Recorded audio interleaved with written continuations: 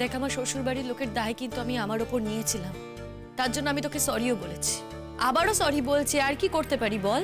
না না, কি অদ্ভুত, তুই কেন সরি বলছিস? তুই কি ওদেরকে শিখিয়ে দিয়েছিলি, নাকি তুই ভাবতে পেরেছিলি এমন একটা ঘটনা ঘটবে? কিন্তু সিমিলারলি আমিও ভাবতে পারিনি মা এরকম একটা কাণ্ড ঘটাবে।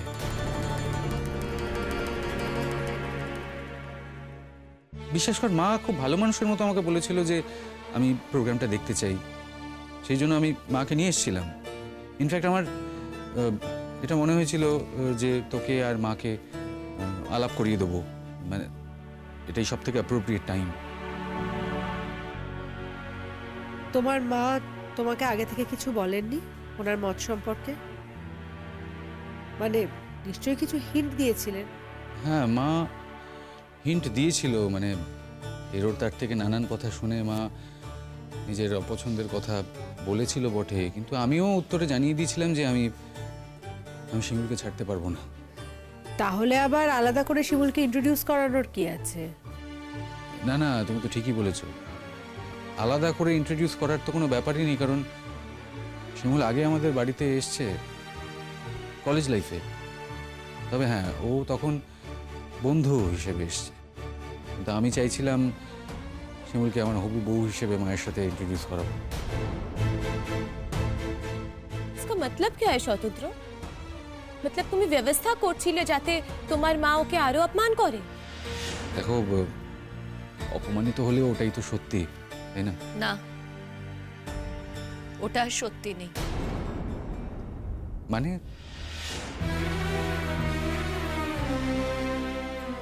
সত্যিটা কি হঠাৎ করে পাল্টে যায় শিমু? প্লিজ, তুই মায়ের উপর রাগ করে বা আমার উপর অভিমান করে এরকম ধরনের কথা বলিস না, তুই এরকম কথা বলতে পারিস না। আমাদের এই সম্পর্কটা আর থাকবে না,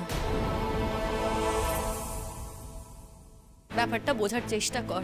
এত অশান্তি নিয়ে না কোনো সম্পর্ক থাকে না, কোনো সম্পর্কের ভবিষ্যৎ ভালো হয় না। আর আমি চাই না যে তুই যে একটা নতুন জীবন শুরু করবি তার ভবিষ্যৎ নষ্ট হোক। শিমুল, আমার ব্যাপারটা তুই আমার উপরে ছেড়ে দে, তুই তোর কথা বল। আমি তো আমার কথাই তোকে বলে দিলাম, আর কি বলবো বল? আশীর্বাদ ছাড়া না কোনো সম্পর্ক ভালো হয় না, হতে পারে না। সেখানে আমরা কারোরই আশীর্বাদ পাচ্ছি না,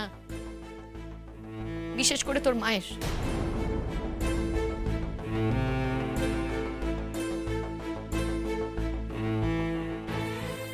তার মানে আমার ভালোবাসার কোনো দাম নেই? দেখ, ভালোবাসা যদি থাকার থাকে না, এমনি থেকে যাবে। শোনো শতদ্রু, তুমি তোমার মায়ের এগেনস্টে দাঁড়িয়ে কি কিছু বলতে পারবে বা কিছু করতে পারবে সেটা আগে বলো, তাহলে না হয় আমরা প্রত্যেকে তোমাদের পাশে দাঁড়াবো। দেখো বিপাশাদি, আমার মা যদি এই সম্পর্ক না মেনে নেয়, তাহলে অফকোর্স আমাকে ওই বাড়ি ছেড়ে বেরিয়ে আসতে হবে। আমি চেষ্টা করেছিলাম, আমি ভেবেছিলাম যে মাকে আমি মানিয়ে নেব, মা এই সম্পর্ক মেনে নেবে, কিন্তু মা যা কাণ্ড ঘটালো তারপরে কোনো রকম কোনো অ্যাডজাস্টমেন্ট বা কম্প্রোমাইজের কোনো জায়গা নেই। আর বিশেষ করে আমি চাই না শিমুল আবার অপমানিত হোক, সুতরাং আমি শিমুলকে নিয়ে বেরিয়ে আসবো। না, কখনো না, আমি সেটা কিছুতেই হতে দেব না। তুই তোর বাবা মায়ের একমাত্র সন্তান, সেটা কখনো হতে পারে না শতদ্রু। তুই আমার জন্য বাড়ি থেকে বেরিয়ে যাবি, সেটা কোনোদিনও আমি মেনে নিতে পারবো না। তুই বেরোলেও আমি তোর সাথে বেরোবো না। শিমুল, এরকম তো কত হয়, তারপরে সবাই সবটা মানিয়ে নেয়। না রে, মানানোর কোনো জায়গাই নেই। আজ তোর মা পাবলিক প্লেসে আমাকে যেভাবে হিউমিলিয়েট করেছে, তারপর আমি কি করে মানিয়ে নিই বলতো? তুই মনে করছিস তো যে একদিন বিয়ে হবে, ঠিক যেমন হয় আর কি, তারপরে তোর মা মানিয়ে নেবে সব, তারপর তুইও আমাকে বলবি মানিয়ে নিতে? না শতদ্রু, সেটা কিন্তু হবে না। আমি কিন্তু বিয়ের পর তোর মায়ের পায়ে পায়ে ঘুরঘুর করতে পারবো না।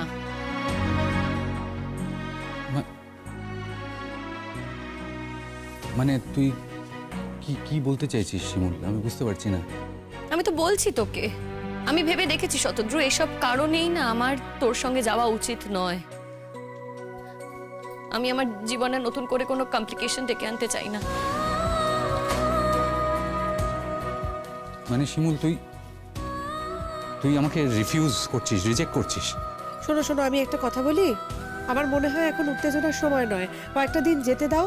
ঘাটা একেবারেই তো এখন টাটকা। এখন সেই জন্যই তো বিপাশা দি, সেই জন্যই তো আমি এসেছি, কারণ আমি জানি আজকের দিনে ওর সব থেকে বেশি আমাকে দরকার। না, আমার নিজেকে দরকার। আমি এখন নিজের সাথে সময় কাটাতে চাই। নিজের সাথে সময় কাটাতে চাস? Good excuse. আসলে কি বলতো, মানে তুই এই ডিভোর্সটাই করতে চাস না। হ্যাঁ, সেই জন্য হাজারো অপরচুনিটি, হাজারো সুযোগ থাকা সত্ত্বেও তুই ডিভোর্সটা করছিস না। যে শ্বশুরবাড়ির সাথে তোর কোনো সম্পর্ক নেই, যে বরের সাথে তোর কোনো সম্পর্ক নেই, শুধুমাত্র ওই শাশুড়ি আর ননদের জন্য তুই ওখানে পড়ে রয়েছিস, সেটা আমার জন্য হিউমিলিয়েটিং না? হ্যাঁ, কি মনে হচ্ছে তোর?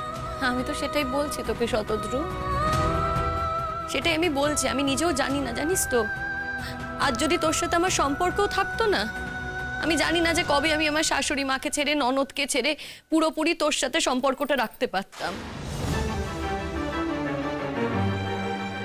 তাই আমার মনে হয়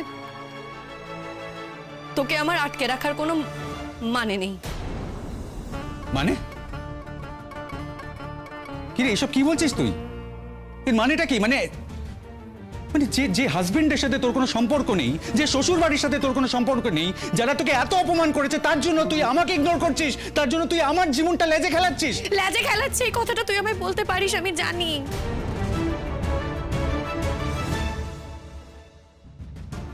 সেই কারণেই আগেই আমি এই সম্পর্কটা থেকে সরে আসতে চাইছি। বোঝার চেষ্টা কর শতদ্রু, ভুল বুঝিস না আমাকে প্লিজ, ভুল বুঝিস না আমাকে, এটাই ভালো হবে। শোন আমার কথা। বিপাশা দি, দেখেছ, মানে মানে একটা সম্পর্ক থেকে বেরিয়ে যাওয়া ওর জন্য এতটাই সহজ, মানে বিশেষ করে আমার জন্য, ও শ্বশুরবাড়ির লোকেদের জন্য নয়, আমার জন্য একটা সম্পর্ক থেকে বেরিয়ে যাওয়া জাস্ট সহজ। মানে না গো, না না না না। তুমি যতটা সহজ বলছো শতদ্রু, ততটাও সহজ নয়। তুমি একবার ভেবে দেখো তো, ও কতটা কষ্ট পাচ্ছে।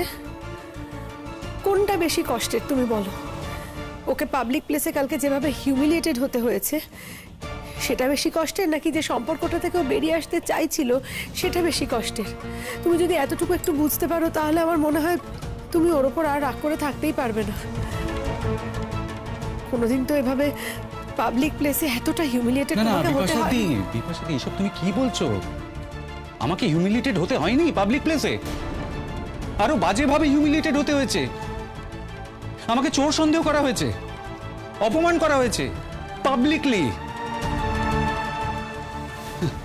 আমাকে থানা, পুলিশ, কোর্ট এই সব কিছু করতে হয়েছে, তাও কিন্তু আমি আমি আমি ওকে ছাড়িনি। তারপর তুমি সব কথা বলছো, তুমি তো ওখানে ছিলে, তুমি তো নিজে জানো সবকিছু। সবই বুঝলাম, শিমুল যা যা করেছে সবই যে ঠিক এটা নয়, কিন্তু এটাও তো ঠিক যে তোমার মা কোনোদিন শিমুলকে মেনে নিতে পারবেন না। এই স্যাক্রিফাইসটা তুমি করতে পারবে তো শতদ্রু? हाँ वही तो शतद्रु, आज तुमको लग रहा है कि 3 दिन बाद तुम्हारी माँ राजी हो जाए और दिल से खुश होके शिमुल के घर लिए जाए, पर अगर कल की बात याद रख के शिमुल जाने के लिए मना कर दे तो गुस्सा होबे ना तुम्हें? हाँ शतद्रु, साथ रहने में ना बहुत सारी प्रॉब्लम्स, एडजस्टमेंट की प्रॉब्लम्स, ये सब होता रहता है, और तब अगर घर वाला उन लोगों का आशीर्वाद नहीं देता है तो रहना अनेक मुश्किल हो जाए शतद्रु। আচ্ছা, তুমি আমাকে একটা কথা বলো, তোমাদের বিয়ে তো সকলের আশীর্বাদ নিয়েই হয়েছে, তাহলে তোমাদের বিবাহিত জীবনে এত প্রবলেম কেন বলো তো? हमारे बात कुछ अलग अच्छी शतद्रु, हम दोनों तो एक दूसरे को जानते तक नहीं थे, पहचानते तक नहीं थे। हाँ अमी ओके थोड़ा बहुत चिंता, पर वो तो हमारे जानते ही नहीं।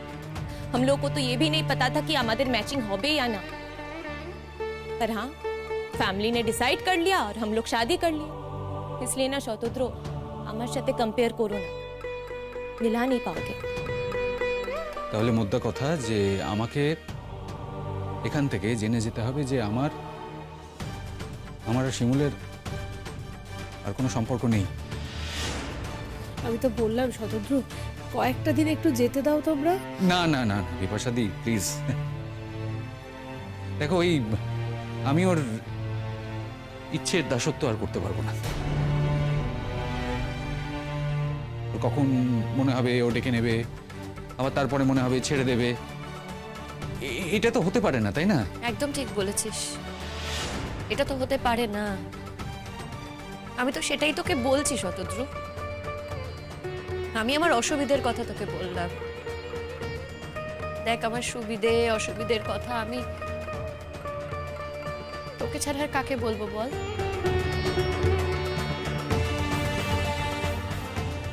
তাই তোকে বললাম। দেখ আমি তো তোকে জানি, তোকে চিনি, আমি এটাও জানি যে তুই তোর মাকে ঠিক কতটা ভালোবাসিস। আর কালকে কাকিমা যা করেছে তার জন্য আমি এটাও জানি যে তোর খুব খারাপ লেগেছে, তুই সে কথাও আমাকে বলেছিস। তবে কি বলতো, তুই তো তোর মাকে ভালোবাসিস, তাই ভবিষ্যতে যদি তোর মা এই সম্পর্কটা মেনে নেয় না, তখন তুই আমাকে প্রেশারাইজ করবি এই সম্পর্কটা মেনে নেওয়ার জন্য, তোর মায়ের সাথে মানিয়ে থাকার জন্য। আর সেটা আমি পারবো না। আর তাছাড়া আমার দিকেও তো একটা সত্যি আছে। আমার শ্বশুর বাড়ির লোকজন, আমার ননদ, আমার শাশুড়ি মা, তাদেরও আমি দুম করে ছেড়ে আসতে পারবো না। হ্যাঁ এটা ঠিক যে আমার স্বামীর সাথে আমার কোনো সম্পর্ক নেই, কিন্তু ওই দুটো মানুষ, তাদের সাথে তো আমার সম্পর্ক আছে। আর সারা জীবন আমার সেই সম্পর্ক রয়ে যাবে। আর এটা তুই কোনোদিন অ্যাকসেপ্ট করতে পারবি না, সেটাও আমি জানি।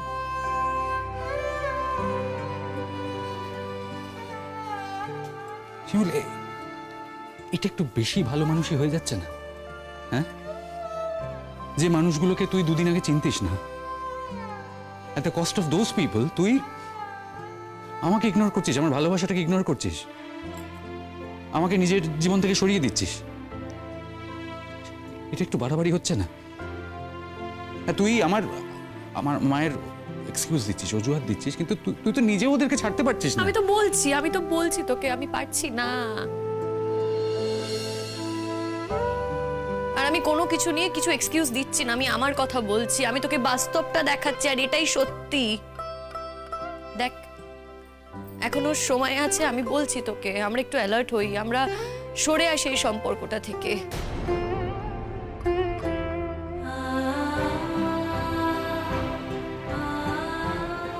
তুই বরঞ্চ একটা ভালো মেয়ে দেখে বিয়ে কর। হ্যাঁ রে শতদ্রু, তোর সাথে না আমার ঘর বাঁধা আর হবে না, সেটা আর সম্ভব নয়। আমি সম্পর্কটার মধ্যে থাকতে চাই না শতদ্রু। দেখ এটাও তো সত্যি যে আমার এখনো ডিভোর্স হয়নি, আমি এখন আমার শ্বশুর বাড়িতেই থাকি, আমি বিয়ে হয়ে যাওয়া একটা মেয়ে। শুধু শুধু তুই তোর জীবনটা কেন আমার জন্য ধ্বংস করবি বল? দরকার নেই তো। তার থেকে তোর মা যেটা বলেছে তুই সেটাই কর, ভালো মেয়ে পেয়ে যাবি, একটা ভালো মেয়ে দেখে বিয়ে করে নে। বুঝেছি, বুঝতে পেরেছি। তুই আমার মায়ের কথাগুলো রিপিট করছিস, তাই না? রিপিট নয়, এটাই তো সত্যি। দেখ কাকিমা যেগুলো বলেছে সেগুলো তো ভুল কথা নয়। আর আমি তো এত বোকা নই যে আমার বোঝার মতোই বোধ বুদ্ধি নেই, সব কথাই তো ঠিক। বিপাশাদি বলছে আমাকে না বাড়ি যেতে হবে গো, দেরি হয়ে যাচ্ছে তো। তোমাদের যা কথা বলার আছে বলো। হ্যাঁ আসি আমি। শিমুল, তুই যাচ্ছিস তো? যা, তবে যাওয়ার আগে একটা কথা শুনে রাখিস। আমি কিন্তু নিজে থেকে আর কোনোদিনও তোর কাছে ফিরবো না।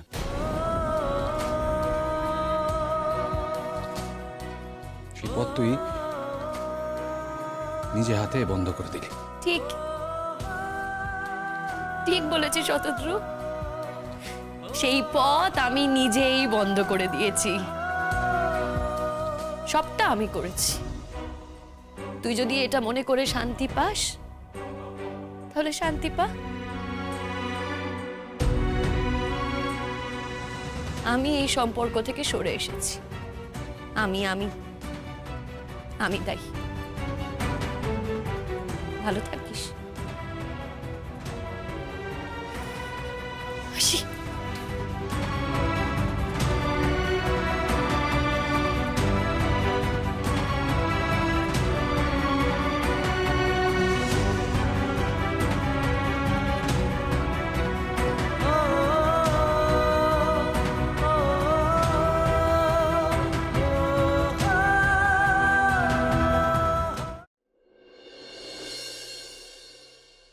শোনো, তোমাকে যে কাগজটা সই করতে বলেছিলাম সই করা হয়েছে? অর্ডার করো না, রিকোয়েস্ট করেছিলে, পিটিশনে সাইন করে রেখে দিয়েছি।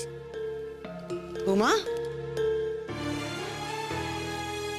বলছিলাম যে আরেকবার ভেবে দেখলি হতো না? ও বৌমা, না না তুমি ওর সঙ্গে থেকো নে, থাকতে হবে না ওর সঙ্গে, কিন্তু কিন্তু কি মা? এত তাড়াতাড়ি পিটিশনে সই করার কি আছে? আমি কেন শুনি। করবো না বলো তো? যার সাথে থাকি না তাকে শুধু শুধু আটকে কেন রাখবো? আচ্ছা মা, কি মনে হয় তোমার এই যে লাইফটা আমি কাটাচ্ছি এটা একজন নর্মাল বিবাহিত পুরুষের জীবন মনে হয়? কিন্তু এখন আমার কথা শুনবে না, ও তোমাকে এখন দেখাশোনা করে। ন্যাচারালি তুমি তোমার ছেলের কথা না শুনে যে বৌমা এতদিন ধরে এত অত্যাচার করেছে, এত অপমান করে গেছে, তার কথাই তো তুমি বেশি গুরুত্ব দেবে, তাই না? তা হতে যাবে কেন? হ্যাঁ, তুমি যে আজকে ওর দেবস দিলে কালকে পিয়াকে বিয়ে করে নিয়ে ঘরে আসবে, তাকে আমার জানতে বাকি আছে নাকি? হ্যাঁ, আনবো আনবো, তাতে তোর কি অসুবিধা হয়েছে? আমার কিসের অসুবিধে শুনি? আমার আবার কিসের অসুবিধে? হ্যাঁ, ভারী কত এ বাড়িতে তোরা আমায় মনীষী মনে করিস? আমার মা এই বাড়িতে এখনো আছে, তাই তোমরা আমাকে তাও একটুখানি যা মানে গুনি করিস। আমার মা যদি না থাকতো না, তাহলে কবে আমাকে বিয়ে করে দিতি তোরা এই বাড়ি থেকে? আবার বড় বড় কথা বলছিস, যা এখান থেকে যা। পুতুলদি, তুমি চুপ করো না গো। তুমি কেন কথা বলছো বলো তো? শুধু শুধু যেচে অপমানিত হবে। আর তোমাদের কারোরই তো এর মধ্যে কথা বলার দরকার নেই। আমরা তো কথা বলছি, কেন ঢুকছো এর মধ্যে? বৌমা, ও বৌমা, সে তুমি যাই বলো, তোমার কাছে কিন্তু আমার একটা অনুরোধ আছে। এই অনুরোধ তোমায় রাখতে হবে বৌমা। দেখো, ও যদি প্রিয়াকে বিয়ে করে না, ওর জীবনটা কিন্তু প্রিয়া একেবারে শেষ করে দেবে, আমি তোমায় বলে দিলাম। না না, অন্য কারণে বলছি। আমি কি করবো বলো? হাজারো মা তো জন্ম দিয়েছিলাম, পেটে ধরেছিলাম সন্তান, আমার প্রথম সন্তান। কত কষ্ট করে জন্ম দিয়েছি, কত কষ্ট করে বড় করেছি। সেই জন্য বলছিলাম তোমাকে ওর সঙ্গে থাকতে হবে না গো। তুমি পরাগের সঙ্গে থেকো না, কিন্তু ওকে ওই ডিভোর্সের কাগজে সইটা দিও না। কেন বলছি জানো? বলছি এই কারণেই যে ওই তুমি যদি ডিভোর্সের কাগজে সই দাও, তাইলে ও পরদিনই ওই প্রিয়াকে গিয়ে বিয়ে করে আনবে। পুতুল ঠিক বলেছে গো মা, ও আমার আবুদা মেয়ে, কিন্তু মাঝে মাঝে ভারী সত্যি কথা বলে গো। তুমি ডিভোর্সের কাগজে সই দিলেই পরাগ পরের দিন প্রিয়াকে বিয়ে করে এ বাড়িতে নিয়ে আসবে। আর ও যদি প্রিয়াকে বিয়ে করে, তাইলে তো সব শেষ হয়ে যাবে। সেই জন্য বলছিলাম তুমি ডিভোর্সটা খালি দিও না, ওই ডিভোর্সের কাগজে সইটা খালি করো না, থেকো না ওর সাথে। আর ও যদি প্রিয়াকে বিয়ে করে, বারবার তোমাকে বলছি মা, এই সংসারটা একেবারে উচ্ছন্নে যাবে, ওর জীবনটাকে ধ্বংস করে দেবে, সবকিছু কিন্তু শেষ হয়ে যাবে। দেখো আমার কি আছে বলো? আমি আমার জন্য বলছি না গো। আমি তো ওদের সঙ্গে থাকবো না, খাবো না, কিছুই নেই। মা, তোমার ছেলের জীবন উচ্ছন্নে যাবে বলে আমি এই সম্পর্কে সুতো বজায় রাখবো, সেটা তো হতে পারে না। সেটা যদি হয়, আমি কিন্তু আর এই বাড়িতে থাকবো না। আমি এই বাড়ি থেকে চলে যাব। না বৌমা, বৌমা গো, এমন করে এত কঠিন কথাটা বলুন না।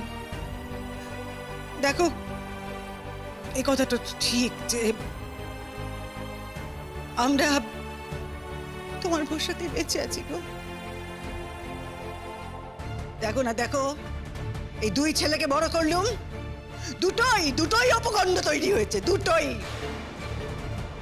ভাগ্যিস তুমি এসেছিলে, তাই জানতে পারলুম। তুমি এলে বলে তো বুঝলুম গো বৌমা, নইলে সারাটা জীবন ওই মুখের সঙ্গে বাস করতে হতো। বাহ বাহ বাহ, খুব ভালো। আচ্ছা মা, তোমার এই বৌমা এই বাড়িতে কতদিন হলো এসেছে? 1 বছরও তো হয়নি এখনো। তার মধ্যেই তুমি বুঝতে পেরে গেলে যে ও কতখানি ভালো আর আমরা কতখানি খারাপ, তাই তো? তার আগে তো তুমি বুঝতে পারো। মা শোনো, তোমার এই ভালো খারাপের বোধটা নিয়ে না আমি আর ভাবছি না, কিন্তু হ্যাঁ তোমাকে বলছি, ফর্মটা কি তুমি দেবে? আর ওই মিউচুয়াল ডিভোর্সের জন্য তোমাকে একবার যেতে হবে। একদিনের কাজ, ওখানে একদিন গেলেই হয়ে যাবে। সই যখন করেই দিয়েছে, এরপর যা করতে হবে আমাকে বলো, আর যেখানে যাওয়ার কথা সেটাও আমাকে বলো, আমি আমার মতো করে চলে যাব।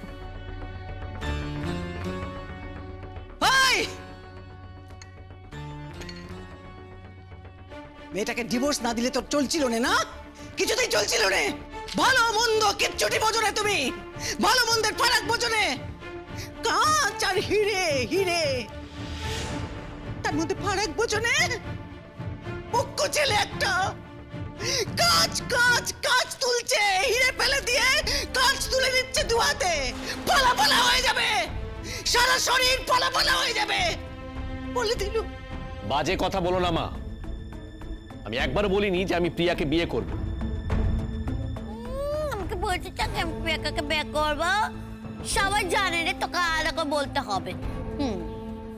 বেশি পাকা একেবারে। কে করেছো? যা বুঝেছো তুমি ঠিক বুঝেছো একদম। তোমার কপালে তো ভালো মেয়ে সহ্য হয় না, তাই মেয়েটাকে একদম বিদায় করে ছাড়তে পারলে তুমি এখন বাঁচো। দাঁড়াও, যাকে বিয়ে করার জন্য একদম মুতে পড়ে লেগেছ না, সে যখন তোমার কপালে এসে জুটবে তখন তোমাকে বাদর নাচ নাচিয়ে ছাড়বে। আমি কি বলে দিলুম? থামলি তুই? না থামবো নেই, দেখে চোখে করিস। বুঝতে পেরেছি। দেখো মা, নিজের চোখে দেখো, এইসব হয়েছে কিন্তু তোমার এই বউয়ের প্রশ্রয়। হ্যাঁ হ্যাঁ, ঠিক ঠিক ঠিক, একদম ঠিক বলেছো। এই বাড়িতে যা খারাপ হয়েছে না, সব আমি করেছি। কিন্তু তুমি তো ভালো লোক, তাহলে তুমি নয় ভালোটা করো।